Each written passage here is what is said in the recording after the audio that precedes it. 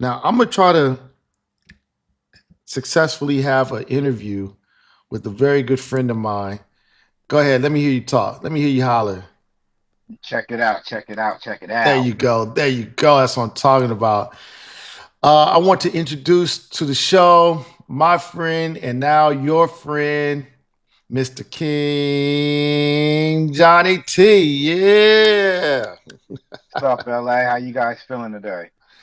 Man, LA is feeling good. LA is feeling good. I think what LA is trying to figure out right now is do we or do we not like this new Drake?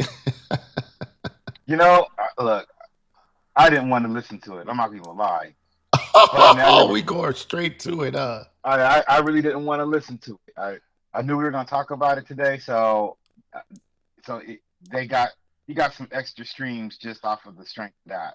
But if we weren't having this conversation today, I probably wouldn't have been inclined to listen to it at all. Not because I feel like he just got cooked by Kendrick Lamar. It has nothing to do with that.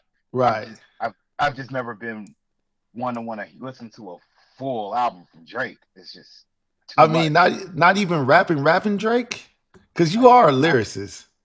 yeah, I mean, he did the one album where he did most of the rhymes, mostly rhymes and singing, and that was a cool one. I think Drake is different when he's a guest and he's a feature because I like a lot of his features more than I like a lot of his actual releases. So Right. like, I don't get super excited like when there's a new Drake album dropping because I know it's gonna be long and I'm just not gonna want to listen to anybody's album that long. But when he's dropping something with like Khaled or when he's dropping something on somebody else's stuff, like my ears perk up. It's just like you just get an altogether different Drake. Right. Right. I'm for me, I'm a rapping Drake fan, and I'm not a singing Drake fan at all. In fact, I'm a Drake hater when it comes down to his singing. I'll be honest. And Because well, because I don't think he can sing. I mean, I'm from the that, '90s, bro. Like, I ain't gonna even hide that. I grew up listening to SWV. I grew up listening that to Usher,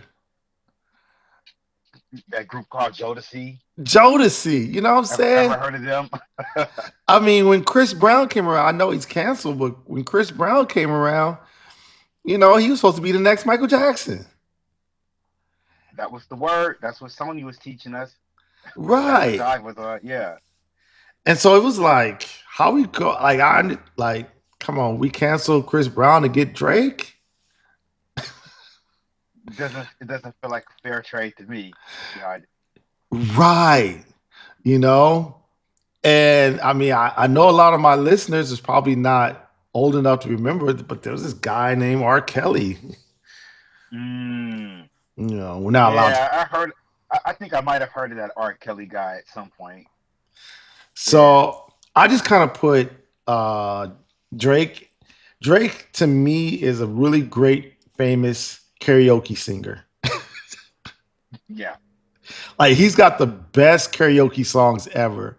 So when he was in like Australia and he was in that karaoke bar, like, yeah, that's his element. But we're not putting him on the Mount Rushmore of R&B singers, not by a long shot. No, not at all. Not at all. So, but when it comes down to rapping, I'm a Drake rapping fan. Yeah. When it comes down to rapping, yes. And some people, they were kind of like, well, he's not writing his own raps, but I didn't care about that because I think he probably writes majority of his raps. I can't imagine a situation where he writes none of his raps. You I mean, know, he was writing for like a lot of other people whose stuff was popping in the rap space. right, So yeah, it would make absolutely no sense that he's not writing his own rhymes. right, At least a decent percentage of them. right. So it's kind of been interesting to see how things have been playing out. I will say this, we'll talk about our actual thoughts on the album, on the next segment, right? But and I'm gonna play. Give Me a Hug, because I actually like this one.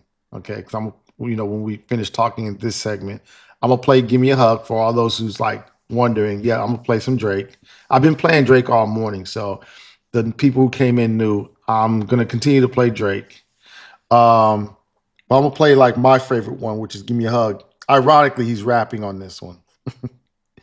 So it's no surprise that it's a favorite. Right. And I just, I was gonna say, because I've been saying this for the longest, he needs to go ahead and just get back to the music. Stop with the antics. Stop with the trying to do. I mean, some people are like, well, don't sue. I'm gonna take him for his word that he's suing for a different reason. I think it's a whack evidence. I think the evidence he's using is whack. But okay, I ain't mad at you suing. But I'm glad that he's back to doing what I wanted him to do, which is just get back to the music, bro. Like it was a battle, you lost. Just get back to the music. Yeah. How do you feel about that? No, that is sage advice, and I'm hoping that he's got some people on his management team that are thinking the same way. Yeah, but He, these Drake he stands, dragged it man. out. He dragged it out too long, Right. and I think it just could have been a blip on the radar, like all of his other beefs were, Or you know where he what? did what? He could have What? just been like, all right, I lost. I'm going out for the holidays. Cause remember, he lost, right, towards the end of the summer. And what was he gonna do? Drop another album before the holidays? Like, nah. But I think he just should have let it. I'm not saying he should have been happy about everything that happened, but bro, go on vacation. Get back into the studio, go on vacation, go to the Bahamas or somewhere in the Caribbean. Take one of your women with you, or two or three or four of your women with you. Take your producer 40, you know, get ready to put out an album. But it was almost like he just kept going on and on and on with the fighting. But okay, so when we come back, we're gonna talk about your actual reaction, your actual review of the album, and maybe we might agree, maybe we might disagree, but we'll talk about a review of the album, and then I'll let everybody know my reaction, which was my reaction. My initial reaction was 8 out of 10. But like I told you, I was gonna listen to the album and give you my review of the album. Maybe I could do a 9 out of 10. I don't know, maybe a 10 out of 10.